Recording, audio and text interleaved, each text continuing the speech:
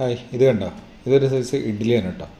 മെച്ചി നഗർ അഥവാ നമ്മൾ India Nepal border, west ബംഗാളിൻ്റെ അടുത്തേക്ക് കിടക്കുന്ന ബോർഡറിലാണിത് കണ്ടത്.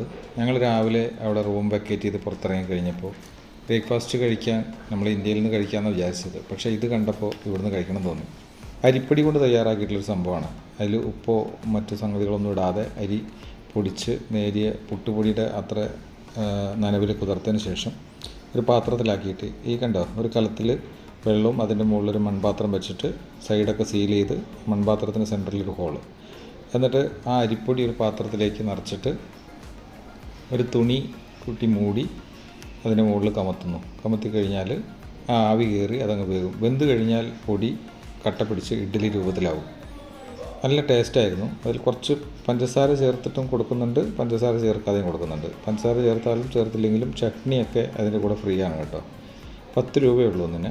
ഞങ്ങൾ ആളുമ്മിൽ 2 വാങ്ങി കഴിച്ചു. നല്ല ടേസ്റ്റാണ്. അപ്പോൾ മെച്ചി നഗർ പോകുന്നുണ്ടെങ്കിൽ രാവിലെ ആരെങ്കിലും എത്തുന്നുണ്ടെങ്കിൽ ഇതൊന്ന് ടേസ്റ്റ് ചെയ്ത് നോക്കണേ.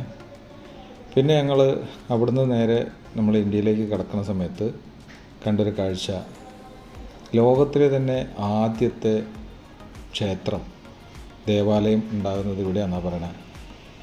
ബൃഹക്ഷേത്ര, അങ്ങനെ അതും കണ്ടു. വരാഹമൂർത്തിയാണ് അവിടുത്തെ